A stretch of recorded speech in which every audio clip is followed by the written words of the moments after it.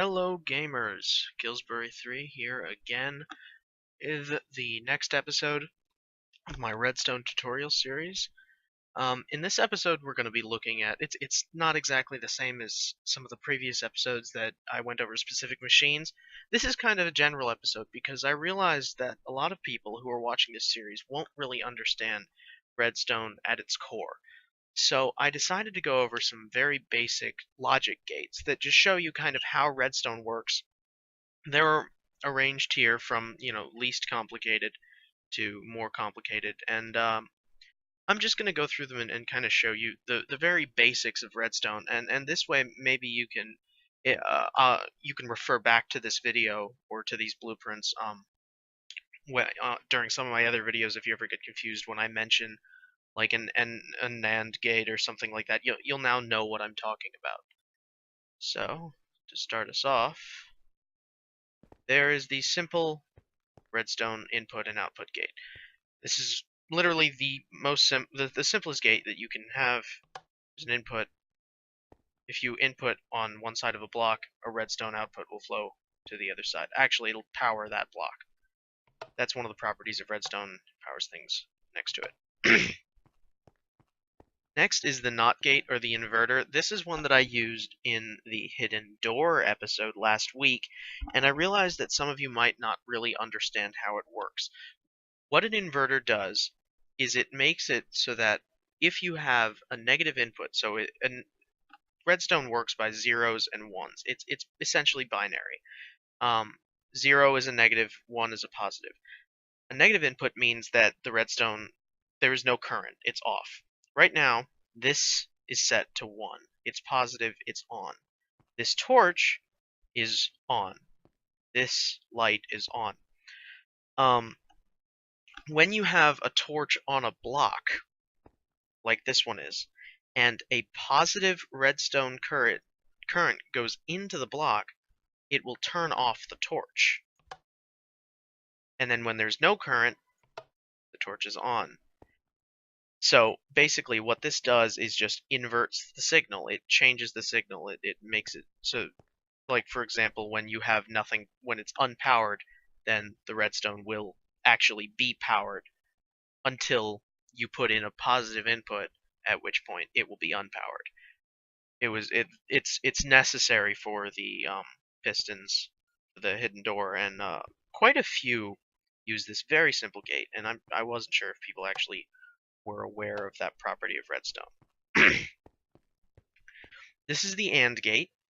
For this gate, basically what this does, this is useful in some adventure maps when you need to have if it's a two-player adventure map, if you need to have two people hit a button simultaneously, or you need to put something on put two things on a pressure plate, something like that. That's what the AND gate is for. And what the AND gate does is basically you have two inputs, and this doesn't have to be levers. It can be a wire leading up to this block and a wire leading up to this block, or wires coming in from the side. Or you can put like a repeater there. It doesn't really matter. All that this means is it's necessary to have both inputs set to the on position. When a lever is down, it means it's on. And that's what powers the redstone. If you have either one of them off, it will remain unpowered, or both of them off, it will remain unpowered.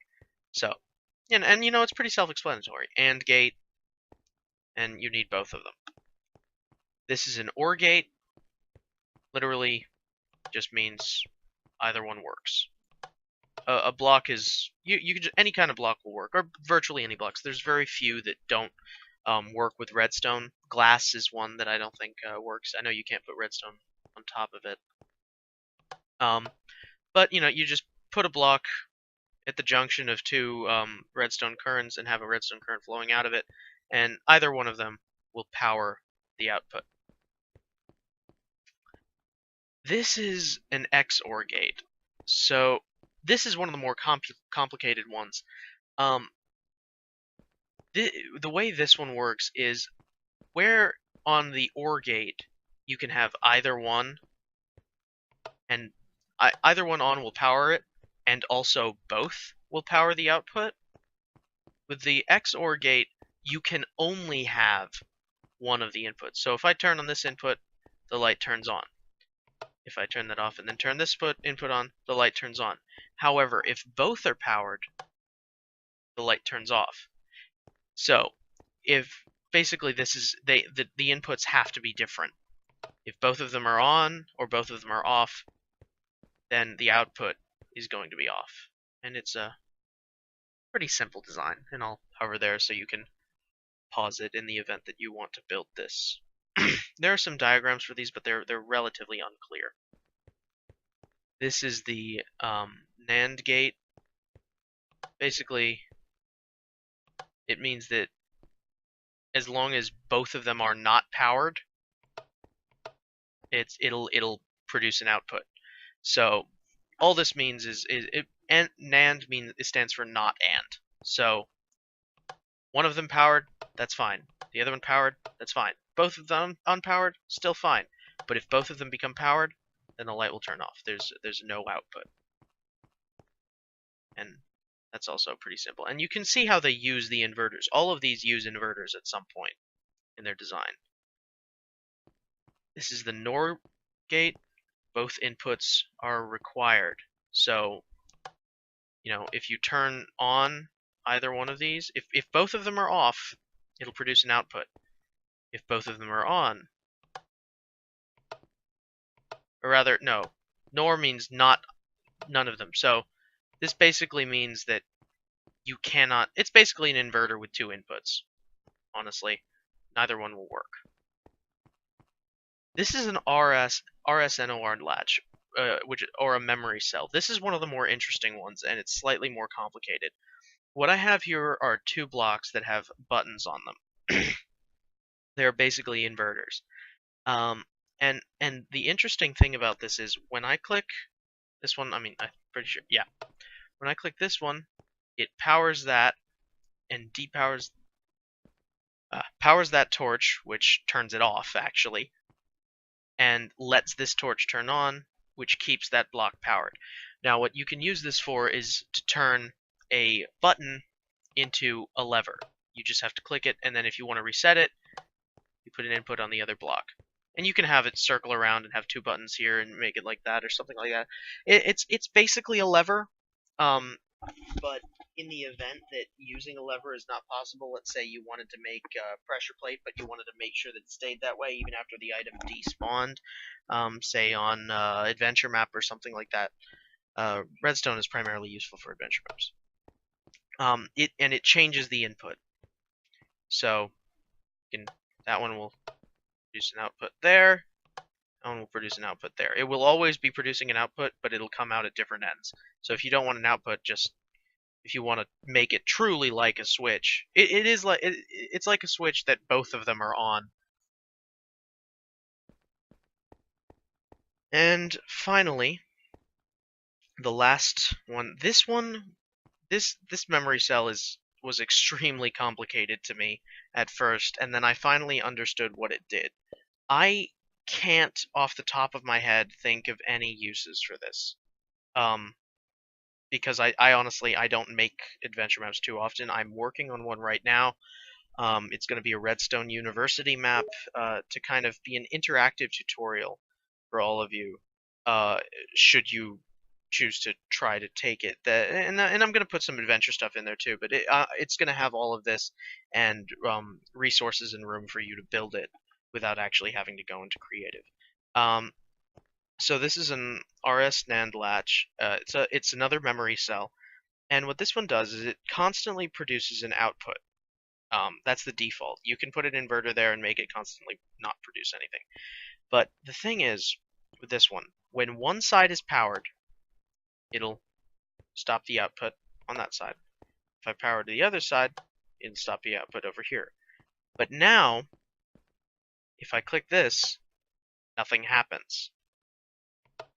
If I reset it and select this one first, and that one powers off, and then select this, nothing happens. It only saves the first input, and then if the first input goes off, then it'll reset, take the other input. But If you have two inputs, it'll only take the first input if both of them are being put in simultaneously. And then if one of them gets shut off, then it'll default to the one that's to the constant input. I'm not really sure what you can use this for. Somebody, I've seen it used in a couple adventure maps for like doors where, or like you have to make a choice and it'll open one door, and then if you can't go back and change your mind, locks, that kind of thing. Um, yeah, it's pretty useful. It's for me personally, I would probably find a workaround that didn't require this, but it's a very simple, it's an exceedingly simple latch. Uh, as is, I just realized I never gave you an aerial view of the NRS NOR latch. So there's that. And yeah, these are all of the simple logic gates. And these are actually, I've used so many of these, basically everything but the last one, in making my various maps. They're just so useful, and it really, once you understand these, you'll be able to understand basically anything that Redstone has to offer you. You'll be able to understand how everything works. So that's about it. This was a shorter episode than usual because it's just covering some basics, but I figured I should go over these. If any of you have any questions, feel free to message Gamers Creed, or message me directly on the Gamers Creed YouTube channel. Comment on the video. Comment on Gamers Creed. Whatever you want. I will be happy to answer any questions, and if I get enough questions, then I will make a video on whatever subject. And I'm kind of lost as to what you guys want me to do in terms of these Redstone tutorials. That's part of why I did this one, because it's a sort of a catch-all, covers everything. But I want you to tell me what you want to learn about. If you don't have any ideas, I think next week I can talk about command blocks, so that'll be fun. But after that, I'm not sure what you want, so I'm just gonna, kind of wing it and see what gets good responses. I hope you enjoyed the video. I hope you found it, if not entertaining, then informative. Sorry it was a bit more boring one than usual, but these are very useful to learn in terms of figuring out Redstone. If you liked the video, please leave a comment, tell me what you think. Subscribe to the Gamers Creed YouTube channel, which is what you're currently on. And if you haven't already, if you're finding this on YouTube and you haven't liked our Facebook page, then please go do that. All of our gaming updates are there, and it'll tell you everything. That's where I post my world files, things like that. We're gonna have a Minecraft server up and running within the next couple months.